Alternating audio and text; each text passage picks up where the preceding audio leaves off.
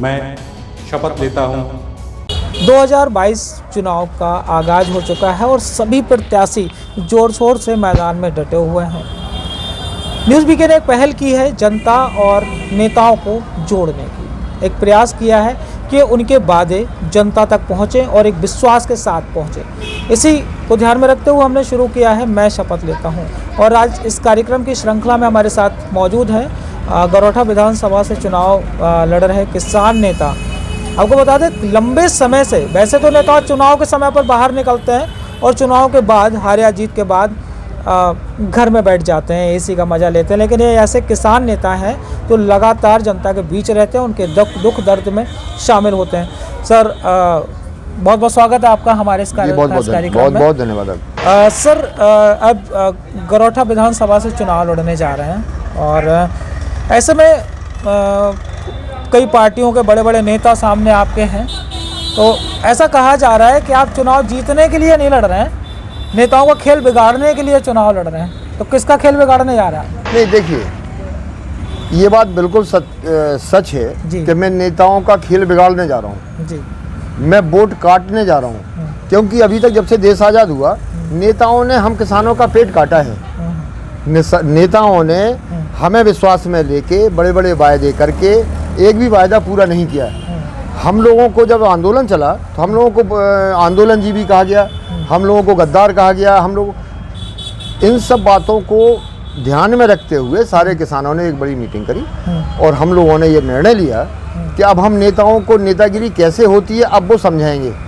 अभी तक हम लोग इन्हें नेता बनाते थे जी। और नेता बनाने के बाद इन्होंने हमें कुछ नहीं दिया, तो हम इनके वोट जितने ज़्यादा से ज़्यादा होंगे हम इनके वोट काटेंगे और आगे भविष्य में हमारे विधायक बनेंगे, हमारे सांसद बनेंगे जो किसानों की बात करेंगे। यानी कि आप जो किसान नेता थे पहले किसान नेता हुआ करते थे, आज के समय में विधायक हैं, मतलब सीधा प्रहार उन्हीं पर है क्या? नहीं देखिए, हाँ उन पे तो है ही।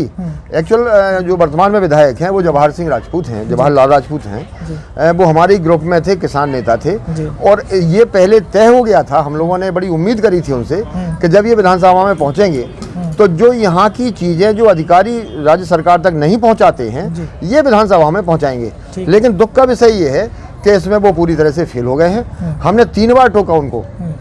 हमने भैया विधायक जी, तो उन्होंने कहा साहब अब हमारे मंत्री बनने के ज़्यादा चांस हैं, इसलिए हम थोड़ी वहाँ पे ज़्यादा विरोध नहीं कर पा रहे हैं, आंदोलन नहीं कर पा रहे हैं। हम लोगों को निराशा हो गई। तो निराशा उनको उनके काम ना करने की वजह से फिर हम लोगों ने ये निर्णय लिया है कि अब हम लोग विधायक की लड़ेंगे और अपनी पार्टी किसान रक्षा पार्टी यानी अपनी खुद की पार्टी बना कर लड़ेंगे हम लोग। तो क्या अगर हमारा चूँकि दरअसल कार्यक्रम का जो कॉन्सेप्ट है वो यही है कि जो प्रत्याशी मैदान में है लोगों से जाकर वादे कर रहे हैं कि अगर उन्हें मौका मिला, हो सकता है कि आपको मौका मिले 2022 में विधानसभा में विधायक बनने का, तो यहाँ आने के बाद जनता के पास जाकर उस चुनाव के लिए आप कौन कौन से वादे कर रहे हैं जिनको आप पूरा करने की शपथ लेंगे? देखिए इस बार का विचित्र चुनाव हो रहा है जी। अभी पार्टियां नहीं और विधायक जो प्रत्याशी हैं वो चुनाव नहीं लड़ रहे हैं जी। यहाँ सोशल मीडिया चुनाव लड़ रहा है। अच्छा, यहाँ कुछ देखिए कुछ बिके हुए पत्रकार चुनाव लड़ रहे हैं, जिन्होंने ठेके पे चुनाव ले लिया है वो चुनाव लड़ रहे हैं। यहाँ गांव में नहीं पहुंच पा रहे हैं प्रत्याशी। अगर गांव में पहुंचते हैं तो वो पब्लिक का जवाब नहीं दे पा रहे हैं, पब्लिक को जवाब नहीं दे पा रहे हैं, क्योंकि दीप नारायण सिंह जी वो विधायक रह चुके हैं, अभी वर्तमान में ये भी विधायक रह चुके हैं। ना समाजवादी पार्टी का प्रत्याशी जवाब दे पा रहा है गाँव में और ना भारतीय जनता पार्टी का प्रत्याशी गाँव में जवाब दे रहा है। हम रही हमारी, तो अब हम इसलिए करेंगे, इसलिए विश्वसनीय हो रहे हैं पब्लिक के लिए कि हम जब विधायक नहीं थे और ना चुनाव लड़ने का कोई मन था, हम लोग उस टाइम मदद करते थे किसानों की जी। उस टाइम हम किसानों के लिए लड़ते थे। तो अच्छा, किसानों को ज़्यादा चाहिए भी कुछ नहीं है, किसानों को संसाधन चाहिए जी। उनको 15 लाख नहीं चाहिए, उनको स्कूटी नहीं चाहिए, उनको लैपटॉप नहीं चाहिए, उनको कुछ भी नहीं चाहिए। उनको जो संसाधन है खेत के लिए, सिंचाई के लिए पानी, सिंचाई के समय में बिजली, खाद और पानी और उन फसलों का अच्छा दाम, और जो सरकार हमें योजनाएं देती है उन योजनाओं को किसानों तक पहुंचा दो, किसान अपने आप संपन्न हो जाएगा जी। उसको नहीं चाहिए कुछ भी और हम वो कराएंगे। जैसे अभी जुझारपुरा बांध है, हम लोगों ने 8 साल मेहनत करी, पूरे बेतवा नदी को 5 जगह से चिन्हित किया, उसको हमने सिंचाई विभाग में दिया। वहाँ से ये जो जुझारपुरा है यहाँ पे चिन्हित किया सिंचाई विभाग ने, समाजवादी पार्टी के टाइम में इसको पास किया गया और 5 साल हो गए हैं, वो 40% बन गया है। और जैसे ही भारतीय जनता पार्टी आई, इसने उस बांध के निर्माण को रोक दिया। मैंने मुख्यमंत्री से मिला, उनसे हमने कहा कि देखिए निर्माण अपनी जगह है और जांच अपनी जगह है, निर्माण करते रहिए, जांच जो होगा उसमें जो दोषी आए उसको सजा दे दीजिए, लेकिन कुछ भी नहीं हो रहा है। कहने का मतलब है कि जो किसानों की बात करके सत्ता में आए थे, उन्होंने किसानों को ही दरकिनार कर दिया। अच्छा, दूसरी बात क्या है कि आप सिर्फ किसानों की बात करते हैं, यहाँ व्यापारी भी हैं, आम वर्ग के लोग भी हैं, उनके लिए क्या वादे हैं? देखिए 79% हम किसान हैं जी, 79% हम किसान हैं। रही व्यापारियों की बात, तो ये कृषि प्रधान देश क्षेत्र है जी, पूरा कृषि प्रधान क्षेत्र है। यहाँ अगर पब्लिक किसानों को अच्छी फसलें मिलेंगी जी, तब यहाँ के बाजार गुलजार होंगे। मैं यहाँ व्यापारियों से कहा, मैं आपकी कोई बात नहीं कर रहा हूँ, लेकिन बात ना करने के पीछे भी आपका ही हित है। जब हम किसानों की मदद करेंगे, उनके यहाँ अच्छी फसलें होंगी, उनके पास पैसा आएगा, तब फिर वो अपने बच्चों को जूता चप्पल और कपड़े खरीदने आएंगे। अगर फसलें अच्छी नहीं होंगी तो अपना पूरा बाजार सन्नाटे में आ जाएगा। अगर आप अपनी दुकान चलाना चाहते हैं, अगर बाजार चलाना चाहते हैं, तो आपको हमारी मदद करना पड़ेगी, हमें वोट देना पड़ेगा, ताकि हम किसानों की सुरक्षा कर सकें, रक्षा कर सकें और उनको उचित दाम दिलवा सकें फसल के, ताकि वो आपके यहाँ से। गरोठा विधानसभा में मूलभूत जो समस्याएं हैं वो कौन कौन सी हैं, क्योंकि आप तो लगातार क्षेत्र में ही रहते हैं? देखिए, सबसे बड़ी समस्या यहाँ पानी की है जी, सबसे बड़ी समस्या यहाँ छुट्टा जानवर की है जी, और तीसरी समस्या है भ्रष्टाचार की जी। यहाँ कोई भी ऐसी कुर्सी नहीं है कि जो बगैर पैसे के काम करती हो।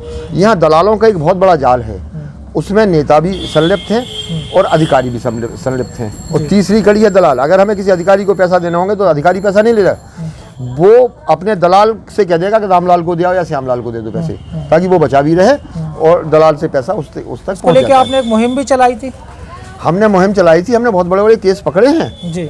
हमने सिंचाई विभाग, कृषि विभाग और वन विभाग, इन तीनों के करोड़ों रुपए की हमने चोरियां पकड़ी। जन सूचना के तहत हमने मांगा, उसमें चोरियां पकड़ी और वो हमने कमिश्नर महोदय को जांच के लिए दिया। 5 महीने हो गए हैं, यकीन नहीं मानेंगे, वो हमें फाइलें नहीं मिल रही कि वो फाइल हैं किस पटल पर। ये है हमारे बुंदेलखंड का हाल।